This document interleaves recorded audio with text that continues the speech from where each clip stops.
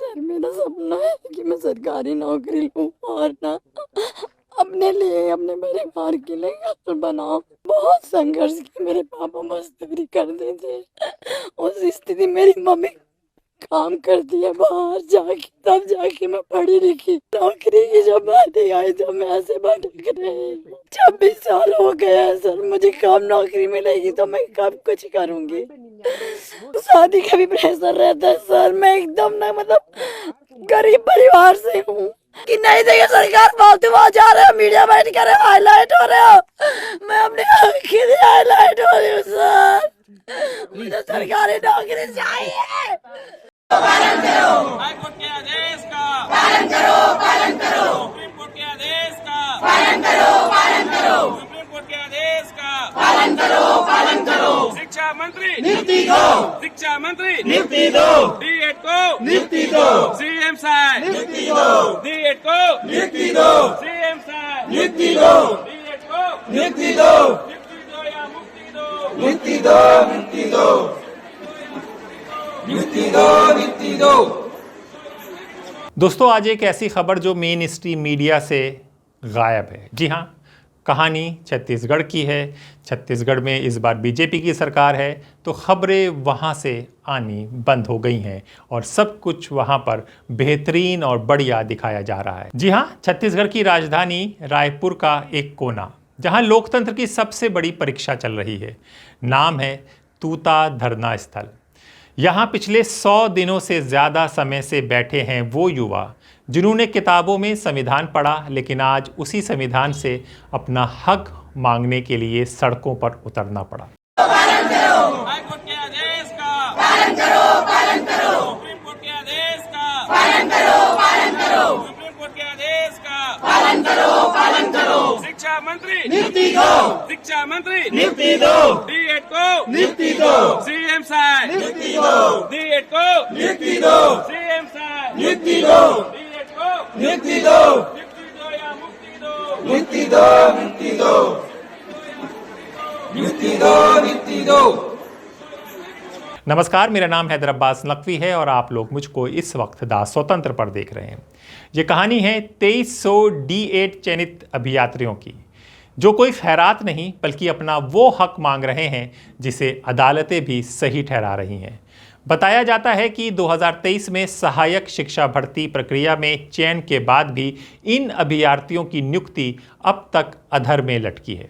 High court और supreme court के आदेशों के बावजूद नियुक्ति की फाइल आगे नहीं बढ़ रही है और यहीं से शुरू होता है संघर्ष। संघर्ष के दृश्य भूख हड़ताल, जल सत्याग्रह, मुंडन, दंडवत यात्रा, यहाँ तक कि अंगारों पर चलकर विरोध, ये दृश्य रूह कपा देते हैं। मैं सरकार से विनती करती हूँ कि मुझे जल्दी नियुक्ति दे। सर मेरा सपना है कि मैं सरकारी नौकरी लूं और ना अपने लिए अपने परिवार के लिए घर बनाऊं। बहुत संघर्ष किया, मेरे पापा मजदूरी करते थे। उस स्थिति मेरी मम्मी काम करती है बाहर जाके, तब जाके मैं पढ़ी लिखी।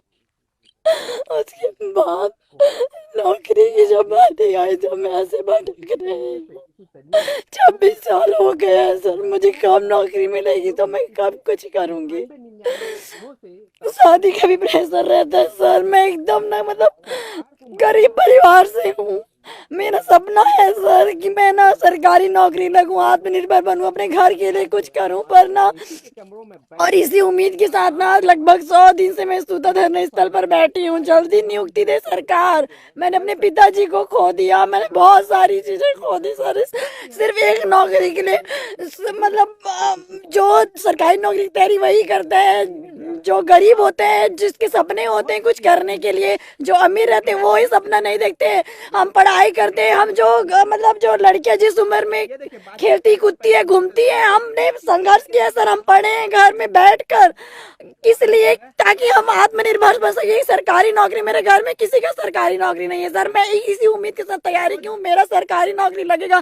बोलते हैं सर कि घर में किसी एक की सरकारी नौकरी होती ना, उसकी मतलब आगे की पीढ़ियां ना मतलब सुरक्षित हो जाती। बस वही करना चाहती हूँ सर। और जो मेरे अभी मेरे भैया हैं, मेरी मम्मी है, उनके लिए मैं कुछ करना चाहती हूँ, पर मैं कब करूँगी? सरकार कब मुझे नियुक्ति देगी और मैं क्या मुँह लेके घर जाऊँगी? मैं ना सर, मैं नहीं निकलूंगी जब तक ना नियुक्ति आदेश या सरकार मुझसे आगे नहीं मिलेगी ना। सब निकल जाए, मैं यहाँ पे डूब के मर जाऊंगी, मैं नहीं निकलूंगी, मैं बाहर जाऊंगी। सब मेरे से प्रश्न करेंगे। यहाँ तक लोग मुझे बोलते हैं कि जब कुछ नहीं हो रहा तो घर आ जाना, ऐसा भी बोलते हैं मुझे, बोलते हैं कि कुछ नहीं कर रहे सरकार। नहीं सर, सही सुनेगी ये सरकार। हौसला रखिए। मैं क्या बोलूंगी? मैं सबको क्या जवाब दूंगी?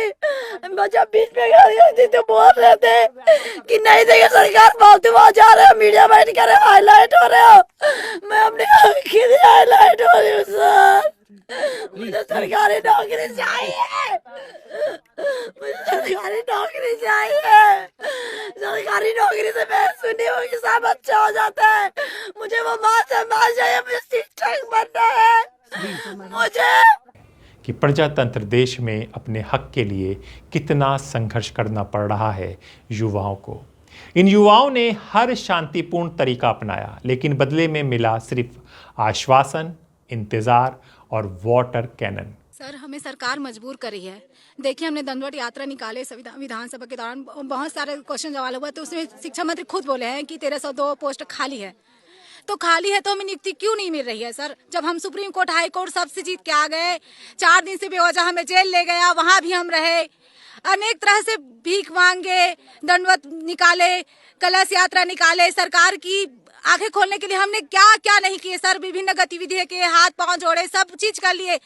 अब क्या बचा है सर? हमें इतना मजबूर कर रहे हैं कि हमें अब आत्मदाह करने के लिए मजबूर कर रहे हैं सर। जी हां, आंदोलन के 100 दिन हो चुके हैं। अभ्यर्थी घुटनों के बल चलकर सरकार से गुहार लगा रहे, लेकिन ये गुहार दर्द में बदल गई। कई युवाओं के घुटने छिल गए, खून बहने लगा, पैरों में फोड़े पड़ गए, फिर भी कदम नहीं रुके। हाईकोर्ट के आदेश का पालन करो, पालन करो। सुप्रीम कोर्ट के आदेश का पालन करो, पालन करो। सुप्रीम कोर्ट के आदेश का पालन करो, पालन करो। शिक्षा मंत्री नियुक्ति दो, शिक्षा मंत्री नियुक्ति दो। D.Ed को नियुक्ति दो, CM साहब नियुक्ति दो। D.Ed को नियुक्ति दो, CM साहब नियुक्ति दो। D.Ed को नियुक्ति दो, नियुक्ति दो या मुक्ति दो, नियुक्ति दो, नियुक्ति दो, नियुक्ति दो, नियुक्ति दो। जी हां, जब आवाज नहीं सुनी गई तो कुछ अभ्यर्थी तालाब में उतर गए। निवेदन करना चाहते हैं कि हमें जल्द से जल्द नियुक्ति दे और हमारे लिए जल्दी आदेश निकाले। और आज जब तक हमारे लिए कुछ ठोस कदम नहीं उठाएंगे तब तक हम यहाँ से नहीं निकलेंगे। जी, ये महिलाएं हैं और हमने देखा अभी इतनी धूप में नीचे की फर्श पूरी तरह से जल रही थी। आप 10 मिनट भी वहाँ पर नंगे पाँव नहीं खड़े रह सकते, ये हालत थी, लेकिन आप आधे घंटे से ज़्यादा समय तक इस देश में अपने हक के लिए जल समाधि की कोशिश की। मौके पर मौजूद लोगों ने किसी तरह उन्हें बचाया। इस दौरान रुक्मणी, मोना, संजय, कश्यप और सुधा घायल हो गए। कुछ नाम हैं जो इस संघर्ष में शामिल हुए और फिर पुलिस आई। करीब 10 अभ्यर्थियों को हिरासत में लेकर अभनपुर थाने भेज दिया गया, जहां उन पर BNSS की धाराओं में कार्रवाई कर जेल भेज दिया गया। जी हाँ, एक तस्वीर जो इस आंदोलन को पूरी कहानी कह देती है। एक अभ्यर्थी जिसने अपने पिता को खो दिया लेकिन हिम्मत नहीं हारी, पढ़ाई की, परीक्षा पास की, फिर भी आज भी नौकरी का इंतज़ार ख़त्म नहीं हुआ। ये सिर्फ एक चेहरा नहीं बल्कि हज़ारों सपनों की आवाज़ है। सवाल उठाता है, जब अदालतें हक दे चुकी तो नियुक्ति क्यों नहीं? जब युवा शांतिपूर्ण आंदोलन कर रहे थे तो जवाब क्यों नहीं? और सबसे बड़ा सवाल, क्या सरकार के लिए ये सिर्फ एक फाइल है या हज़ारों परिवारों का भविष्य? अभ्यर्थियों की मांग भी समझिए, स्पष्ट मांग है 2300 पदों पर तत्काल नियुक्ति की जाए। उनका कहना है ये सिर्फ नौकरी का मुद्दा नहीं बल्कि आत्मसम्मान और भविष्य का सवाल है। जी हाँ, 98, 100, 101, 102 और उससे भी ज़्यादा दिन सड़क पर बैठा युवा पूछ रहा है, मेहनत की कीमत कब मिलेगी? और अगर सरकार यूं ही खामोश रही तो ये आंदोलन सिर्फ धरना नहीं रह जाएगा बल्कि लोकतंत्र के आईने में एक बड़ा सवाल बन जाएगा। जब सरकार बहरी हो जाए तो युवाओं को अपनी आवाज़ तेज़ करनी ही पड़ती है। क्या होगा? इनकी आवाज़ें सुनी जाएंगी या नहीं होगा? द स्वतंत्र आपको हर कहानी, हर युवा की कहानी दिखाता रहेगा। नमस्कार।